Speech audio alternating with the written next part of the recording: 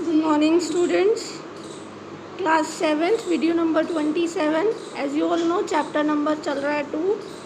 ठीक है, टॉपिक आज का रहेगा डाइजेशन इन ग्रास ईटिंग एनिमल्स, यानी कि जो जानवर घास खाते हैं उनके अंदर उसका जो पाचन है, डाइजेशन है, वो किस तरीके से होता है। मैंने आपको पिछले वीडियो के अंदर बताया था कि ह्यूमन जो होता है उसके अंदर किस तरीके से डाइजेस्टिव सिस्टम कंप्लीट रहता है, किस तरीके से डाइजेशन उसका होता है। तो वहाँ आपको एक बात और याद रखनी है कि जो ह्यूमन डाइजेस्टिव सिस्टम है उसके अंदर जो फाइब्रस न्यूट्रिएंट्स होते हैं, ठीक है, जो रेशे होते हैं, उनका पाचन नहीं होता है। क्यों नहीं होता है? क्योंकि हमारे अंदर जो स्मॉल इंटेस्टाइन और लार्ज इंटेस्टाइन है उसके बीच में कोई गैप नहीं होता है। जबकि जो ये ग्रास ईटिंग एनिमल्स है ना बेटा, इनके बारे में जब हम अभी पढ़ेंगे तो देखेंगे कि यहाँ पर जो हमारे फाइब्रोनोजेंस होते हैं, फाइब्रसिस जो होते हैं, उनका डाइजेशन होता है।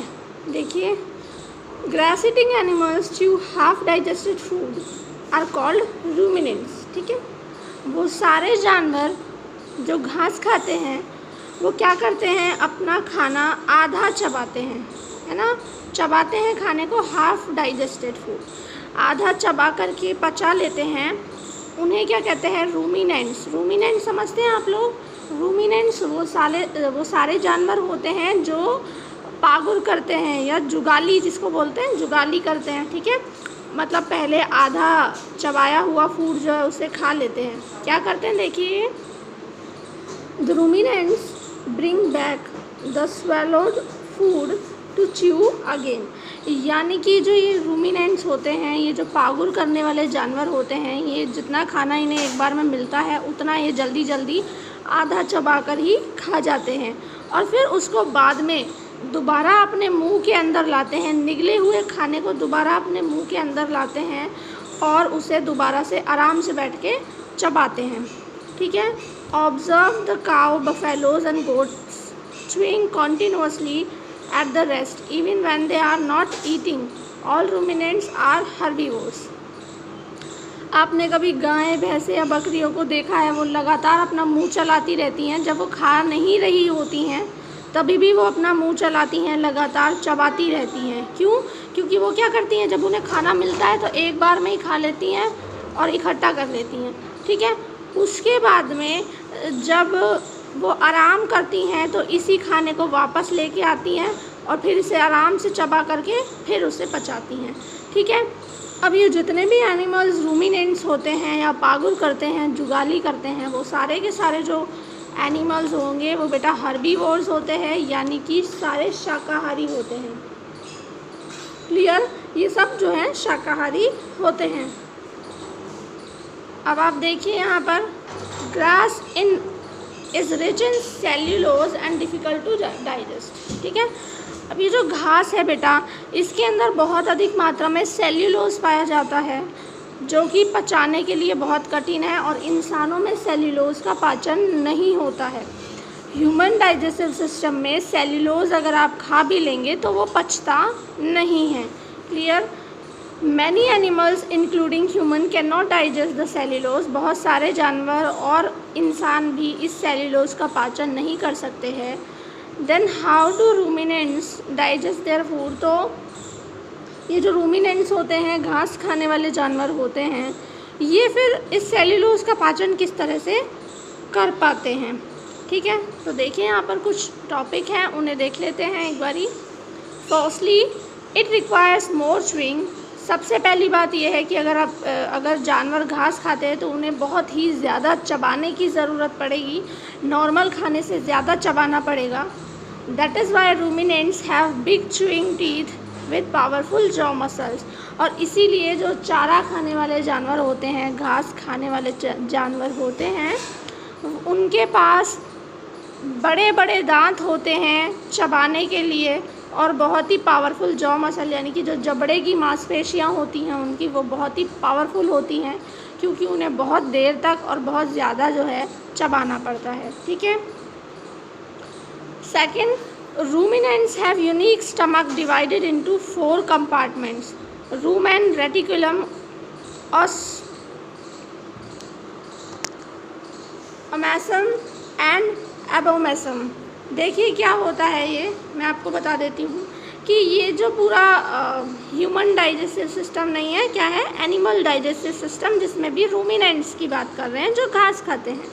इनका जो डाइजेस्टिव सिस्टम है, इनका जो पेट है, स्टमक है, वो जो है 4 भागों में डिवाइड रहता है। ये देखिए, ये इनका स्टमक है और ये स्टमक जो है 4 भागों में डिवाइड रहता है। रेटिकुलम, ठीक है, ओमासम इधर वाला, और ये हो जाता है एबोमेसम, ठीक है, और ये जो पार्ट है ये हो जाता है रूमेन। यानी ये 4 पार्ट्स में डिवाइडेड होता है।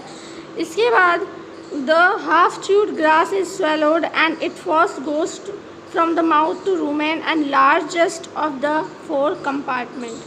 अब क्या होता है, जैसे ये जानवर जो है घास खाते हैं जल्दी जल्दी, आधी चबाई हुई, तो आधा चबाया हुआ जो घास होता है तो इस हिस्से में आता है, रूमेन के हिस्से में, रूमेन के हिस्से में वो आ जाता है। उसके बाद bacteria and protozoa present in rumen break down the cellulose found in grass. अब रूमेन में पहुंच गई है, घास खा ली है उन्होंने, तो वहाँ पर प्रेजेंट होते हैं कुछ बैक्टीरियाज और प्रोटोजोआज, ठीक है। अब ये बैक्टीरियाज और प्रोटोजोआज क्या करते हैं, घास में जो सेल्यूलोज है उसे ब्रेक डाउन करते हैं, यानी कि उसे तोड़ते हैं, उसे पचाने का काम करते हैं, ठीक है। अब दिस हाफ डाइजेस्टेड फूड, अब ये आधा खाना तो पच गया है, then it goes to the second muscular chamber, reticulum, ठीक है।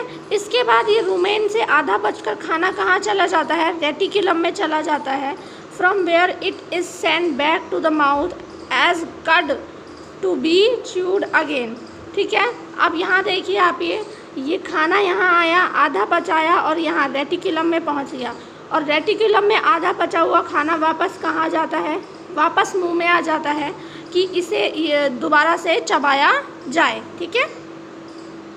अब उसके बाद इट इज़ सेंड बैक हो गया ये। This action is known as ruminating, और यही जो है ना एक्शन या यही क्रिया रूमिनेंट्स की स्पेशल है, जिसे हम क्या कहते हैं, रूमिनेटिंग, यानी कि जुगाली करना, ठीक है। The rechewed matter is swallowed for the second time.